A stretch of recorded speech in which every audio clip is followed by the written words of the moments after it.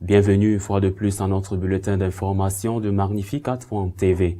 Consacré à l'actualité de l'Église, nous sommes aujourd'hui le mercredi 1er février 2023. Voici les titres de notre journal. Le pape est en Afrique où il se rend au Congo et au Sud-Soudan afin de promouvoir la réconciliation dans ces deux pays durement touchés par les guerres civiles. Le Vatican a interdit aux diocèses allemands de créer des conseils synodaux, une des mesures approuvées par le synode allemand. La réponse des évêques allemands à l'interdiction du Vatican a été de poursuivre l'établissement de conseils synodaux. Dans une interview accordée à Associated Press, le pape a critiqué le synode allemand et rappelé que les actes homosexuels sont toujours un péché. Le président des évêques allemands a répondu au pape en l'accusant de ne pas oser dire les vérités en face et de gouverner l'Église par des interviews. Le pape est arrivé au Congo mardi et se rendra au Sud-Soudan vendredi pour un voyage visant à promouvoir la réconciliation interne dans les deux nations. À partir d'hier mardi et jusqu'à dimanche prochain, le pape visitera deux nations africaines caractérisées par des guerres civiles fréquentes et sanglantes, le Congo et le Sud-Soudan. Malgré ces problèmes évidents de genoux, le souverain pontife a décidé de faire ce voyage afin de promouvoir la réconciliation interne dans les deux pays. Dès son arrivée hier dans la capitale congolaise Kinshasa, il s'est rendu au palais présidentiel pour la visite de courtoisie habituelle au premier président du pays. Il a ensuite rencontré le corps diplomatique accrédité dans la nation africaine. Aujourd'hui, mercredi et jeudi, il restera au Congo. Il rencontrera notamment des réfugiés de l'Est du pays où les conflits ethniques font rage, ainsi que, comme d'habitude, des jésuites. Vendredi, il se rendra au Sud-Soudan, l'étape la plus difficile de son voyage. Il sera accompagné du président de la communion anglicane et du modérateur de l'Église d'Écosse dans le but de montrer l'unité entre ces chefs religieux afin de faire appel aux dirigeants politiques. Samedi, il rencontrera des évêques et des prêtres ainsi que des jésuites. Dimanche, il célébrera la Sainte Messe à laquelle devraient assister des milliers de catholiques. Il retournera ensuite à Rome. Dans une lettre adressée au président de la conférence épiscopale allemande, le cardinal Parolin, secrétaire d'État, a interdit la création de conseils synodaux. La lettre du cardinal Parolin est une réponse à une lettre de 5 évêques allemands faisant partie du comité synodal controversé. Le Saint-Père a spécifiquement approuvé la lettre adressée au président de l'épiscopat allemand. Les cardinaux Ladaria et Ouellet sont co-signataires. La lettre du secrétaire d'État indique que ni la voie synodale, ni aucun organe établi par elle, ni aucune conférence épiscopale n'a la compétence d'établir le conseil synodal au niveau national, diocésain ou paroissial.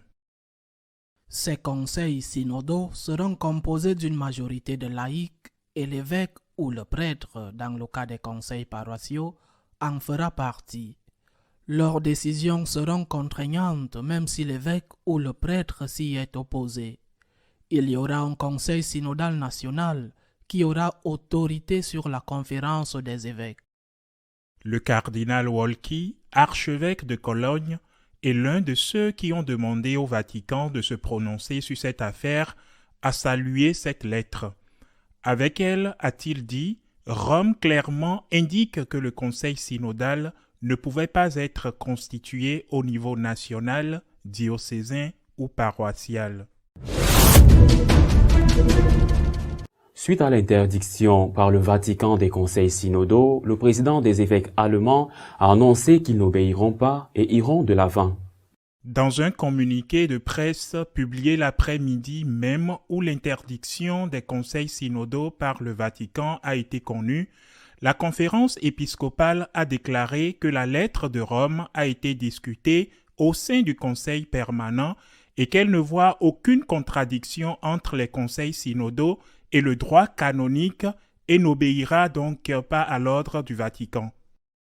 Selon le communiqué de presse, la crainte exprimée dans la lettre du Vatican qu'un nouvel organe puisse être placé au-dessus de la conférence des évêques ou saper l'autorité des évêques individuels n'est pas justifiée. La majorité du Conseil permanent a réaffirmé sa volonté de mettre en œuvre la résolution de l'Assemblée synodale sur le comité synodal et de prendre les consultations. Face à cette décision de ne pas obéir à Rome, le cardinal Ouellet, président du dicaster pour les évêques, a déclaré que l'unité de l'Église est mise en grave danger. Le cardinal Kasper, cardinal allemand et conseiller du pape, s'est également exprimé. Kasper a fortement soutenu la lettre du Vatican. Le cardinal a prévenu que rejeter la lettre revient à se trouver au bord du schisme. La lettre derrière laquelle se trouve l'autorité du pape et en fin de compte du Concile Vatican II est absolument claire, a-t-il déclaré. Le pape François, dans une interview accordée à la Associated Press, a rappelé que les actes homosexuels sont toujours un péché et a critiqué le synode allemand. Le pape François a accordé une interview à la Associated Press dans laquelle il a indiqué que l'homosexualité n'est pas un crime, mais qu'elle est toujours un péché. Il a également averti que le synode allemand est élitiste et idéologique. François a été interrogé sur le processus synodal en Allemagne. Le pape a déclaré que si le dialogue est une bonne chose, l'expérience allemande n'aide pas. Et il a indiqué que le processus a jusqu'à présent été mené par l'élite et n'implique pas l'ensemble du peuple de Dieu, avertissant que l'objectif doit toujours être l'unité. Le danger ici est que quelque chose de très idéologique s'insinue. Lorsque l'idéologie s'immisce dans les processus ecclésiaux, le Saint-Esprit rentre chez lui, car l'idéologie vend le Saint-Esprit. Interrogé sur l'homosexualité, François rappelait l'enseignement de l'Église selon lequel l'activité homosexuelle est toujours un péché, bien qu'elle ne doive pas être considérée comme un crime pouvant être poursuivi par la loi. Face au tollé provoqué par ces propos, le jésuite James Martin lui a immédiatement demandé des éclaircissements et le pontife a immédiatement répondu en acceptant que les circonstances dans lesquelles les actes homosexuels ont lieu puissent diminuer ou annuler la culpabilité. La réponse aux critiques du pape à l'égard du synode allemand a été rapide. Le président des évêques allemands l'a immédiatement accusé de lâcheté.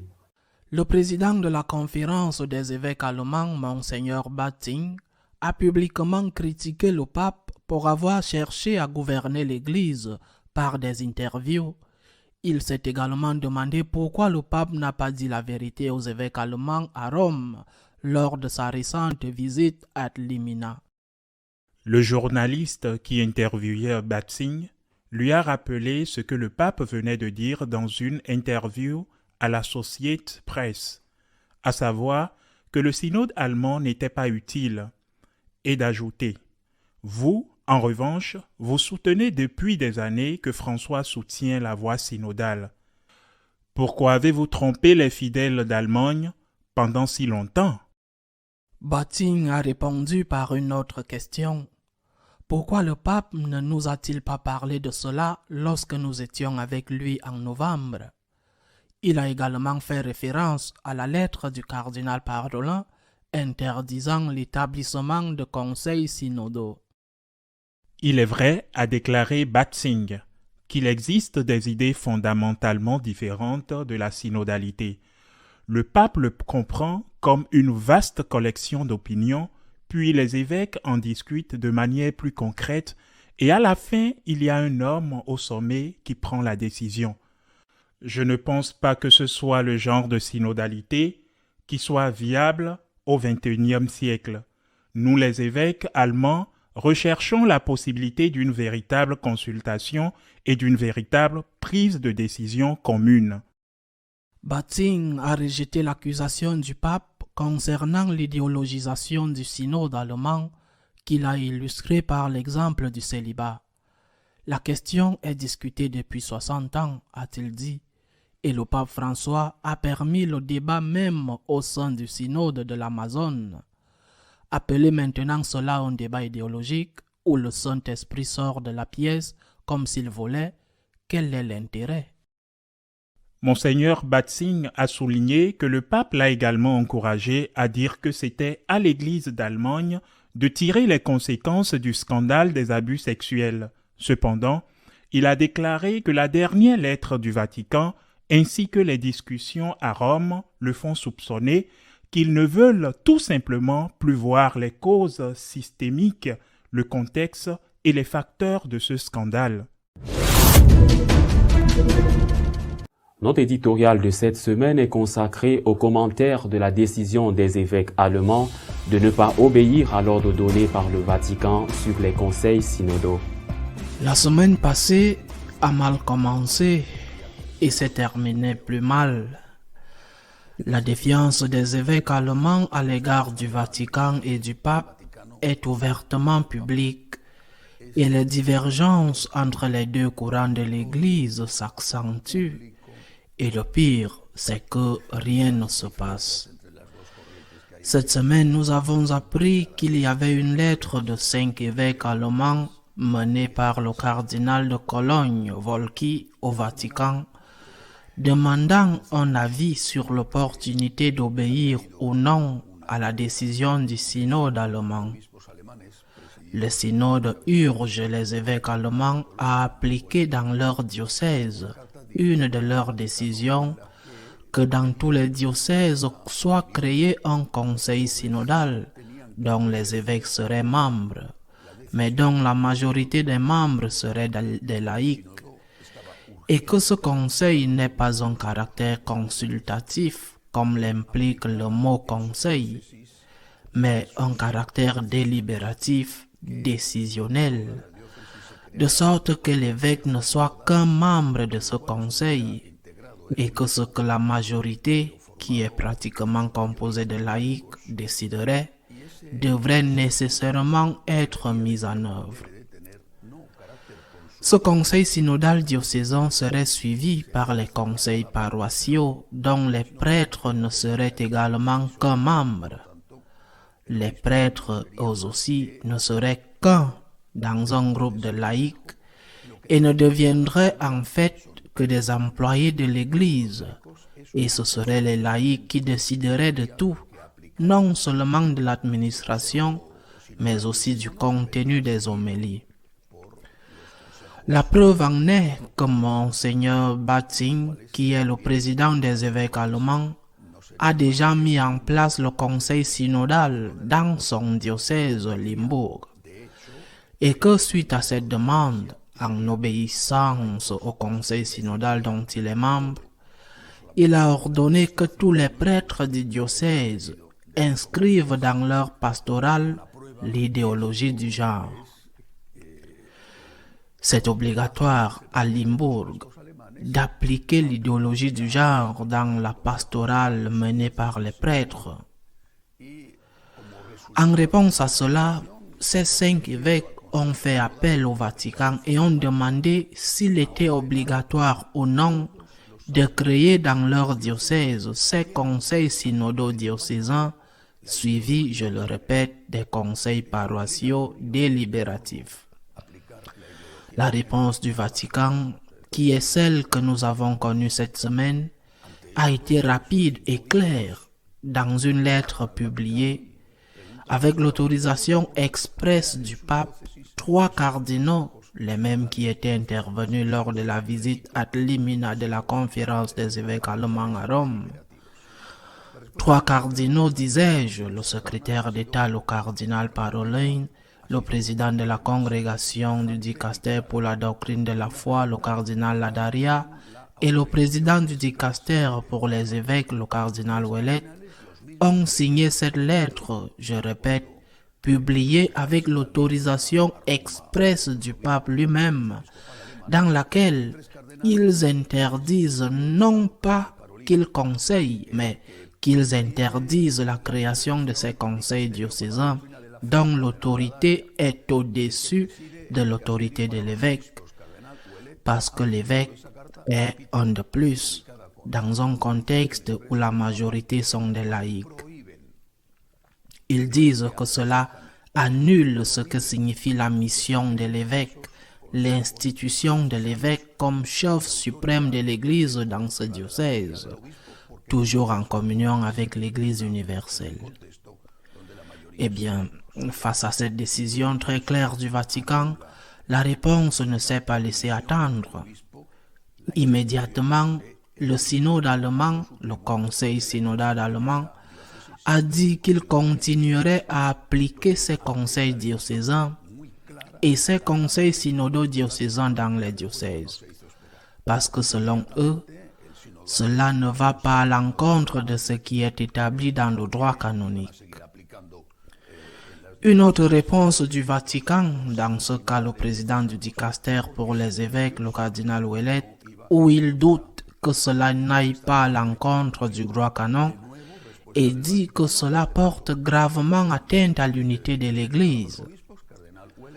Confrontation ouverte, désobéissance publique d'une norme donnée explicitement par le Vatican. Dans ce contexte qui a duré toute la semaine, l'interview du pape avec l'agence de presse Associated Press a lieu. Une interview dans laquelle le pape parle de beaucoup de choses, sur sa santé, de sa possible, il dit que non, sa possible démission. En bref, il parle de beaucoup de choses. Par exemple, il parle aussi de la question de l'homosexualité et dit que l'exercice de l'homosexualité, même s'il parle d'homosexualité et non d'exercice de l'homosexualité, il dit que l'homosexualité ne devrait jamais être un crime, car il y a des pays qui la punissent, mais il dit que c'est toujours un péché. Bien qu'il dise que l'homosexualité est toujours un péché, on suppose qu'il veut dire que l'exercice de l'homosexualité. Cela va certainement à l'encontre de l'idéologie du genre qui est appliquée. J'ai donné l'exemple du diocèse de Limbourg qui est déjà appliqué en Allemagne. Mais il est beaucoup plus direct lorsqu'il est interrogé sur le synode allemand et dit que c'est une voie qui ne favorise pas l'unité, qu'elle est élitiste et qu'elle est idéologisée. C'est ainsi qu'il l'a défini, une critique claire du synode allemand. Mais il ajoute qu'il considère que les évêques allemands ont de bonnes intentions et surtout, il faut continuer le dialogue, dit-il. Selon lui, la clé du problème, le nœud du problème est précisément celui-ci. Il est temps de prendre des décisions face à une désobéissance ouverte et claire, comme le demandent par exemple 2 cardinaux allemands, le cardinal Müller et le cardinal Brandmüller. C'est le moment de prendre des décisions, d'appliquer le droit canonique contre ceux qui désobéissent, ou c'est l'heure de donner encore une chance au dialogue avec le risque que cela devienne une permission tacite de faire des choses qui sont interdites et qui seront très difficiles, la marche arrière. La semaine ne s'est pas terminée par cela. Le cardinal Ulrich, archevêque du Luxembourg et président des conférences épiscopales européennes, et donc, d'une certaine manière, le président des évêques européens, un homme très proche du synode allemand, par exemple sur la question des changements dans la morale sexuelle de l'Église.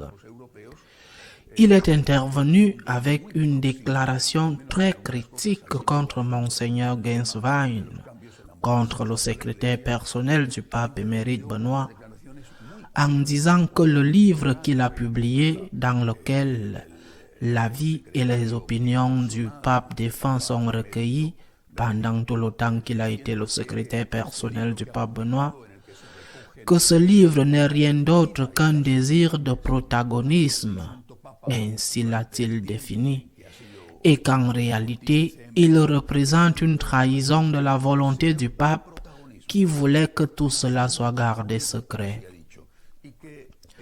Confrontation et attaques de plus en plus manifestes et publiques, ouvertes entre les uns et les autres, avec de grosses disqualifications comme celle de Ulrich contre Genswein. Mais le nœud du problème est là. Faut-il poursuivre le dialogue? Ou alors, il est temps de prendre des décisions et d'appliquer la loi contre ceux qui désobéissent ouvertement et publiquement? Il est temps de poursuivre le dialogue avec le risque de donner tacitement et implicitement la permission à ceux qui désobéissent, ou il est temps de dire « ça va jusque-là ». C'est une décision très difficile. C'est une décision qui appartient exclusivement au pape. Je le répète, il est très difficile de prendre cette décision pour une chose ou pour une autre. Le pape opte pour le dialogue, au moins pour le moment, bien qu'il donne la permission de dire à ceux qui désobéissent qu'ils ne peuvent plus le faire. Le pape opte pour le dialogue, au moins, je le répète, jusqu'à présent. C'est l'histoire qui jugera s'il a raison ou non avec cette décision, mais précisément parce qu'il s'agit d'une décision extraordinairement difficile et parce que nous sommes à un moment décisif, c'est pourquoi j'insiste, nous devons prier. Nous devons prier pour l'Église, nous devons prier pour que le pape, pour qu'il se laisse éclairer par le Saint-Esprit et prenne la décision que le Saint-Esprit veut qu'il prenne pour le bien de l'Église. À la semaine prochaine, si Dieu le veut. Si vous souhaitez être au courant de ce qui se passe dans l'Église, vous pouvez le faire à travers notre page d'information magnificat.tv. Nous continuerons à vous tenir au courant de ce qui se passe dans l'Église. Nous serons de retour, si Dieu le veut, dans 2 semaines.